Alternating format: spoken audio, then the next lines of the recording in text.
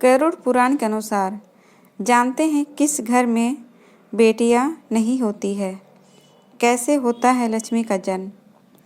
आज के समय में देखा जा रहा है कि महिलाओं पर अत्याचार बढ़ रहा है। घर से लेकर बाहर तक महिलाएं अपने आप को सुरक्षित महसूस करती है। कुछ लोग तो ऐसे भी होते हैं जो जन्म से पहले ही बेटियों को मां के गर्भ में ही मार देते हैं। महाभारत में श्री कृष्ण ने भ्रूण हत्या को सबसे पहला पाप बताया है। लेकिन क्या आप जानते हैं कि श्री कृष्ण के अनुसार हर घर में बेटियां क्यों पैदा नहीं होती? आइए श्री कृष्ण इसके बारे में क्या कहते हैं विस्तार से जानते हैं। हिंदू धर्म में बेटियों को लक्ष्मी का रूप माना गया है। आज भी हिंदू लोग नवरात्रि में कन्या का पूजन करते हैं, लेकिन यह भी सच है कि कुछ लोग आज भी बेटियों को बोझ समझते हैं। हिंदू धर्म में पौराणिक काल से बेटियों का समान अधिकार दिया गया है, परंतु ज्ञान के अभाव में कुछ लोग बेटियों को भार के रूप में देखते हैं, जबकि वह ये नहीं जानते कि भगवान ने आपको इस लायक समझा तभी आपको पुत्री धन की प्राप्ति हुई, क्योंकि हर किसी को भगवान बेटी के माता पिता होने का सौभाग्य नहीं प्रदान करते।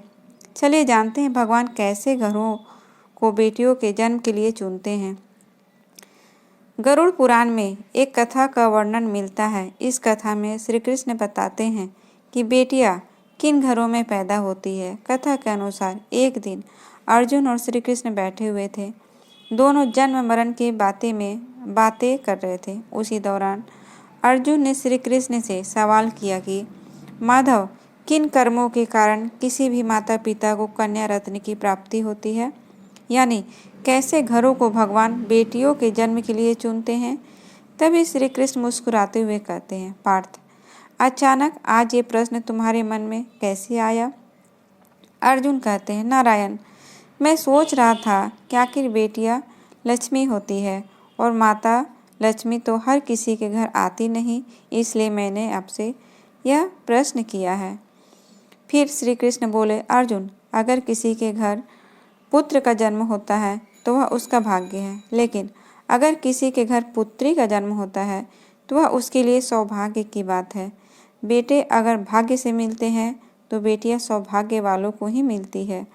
जो स्त्री पुरुष अपने पूर्व जन्म में अच्छे कर्म करते हैं उन्हें ही बेटी के माता पिता होने का सौभाग्य मिलता है। आगे श्री कृष्ण कहते हैं, बेटियों के जन्म के लिए ऐसे घरों को ईश्वर चुनते हैं जो बेटियां का भार सहन कर सके। परमात्मा जानते हैं कि धन होते हुए भी कुछ लोग ऐसे होते हैं जो बेटियों का भार सहन नहीं कर सकते, जबकि कुछ लोग ऐसे भी होते हैं जो गरीब होते हुए भी बेटियों को बड़े ही प्रेम से पाल सकते हैं। सृष्टि के रचयिता पहले से ही जानते रहते हैं कौन बेटियों के लिए अच्छे माता पिता हो सकते हैं।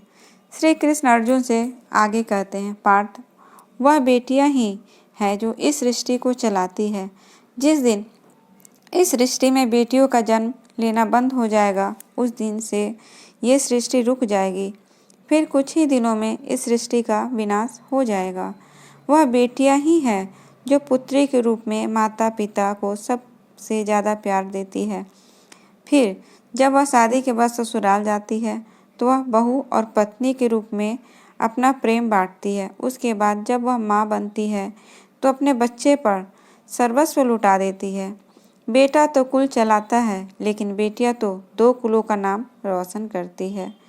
गरुड़ पुराण में बताया गया है कि मृत्यु के बाद आत्मा को उसके कर्मों के हिसाब से दूसरा जन्म मिलता है।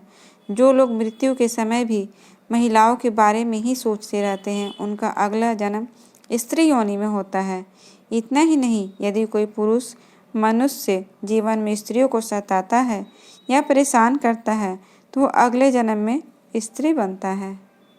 दोस्तों, अगर आज की ये छोटी सी कहानी बेटियों के बारे में आपको अच्छी लगे तो प्लीज़ इस वीडियो को ज़्यादा से ज़्यादा शेयर कीजिएगा। चैनल पे पहली बार आए हैं तो चैनल को सब्सक्राइब ज़रूर कीजिएगा। मिलती हूँ एक और अच्छे से नए कहानी के साथ, तब तक के लिए अपना ध्यान रखें।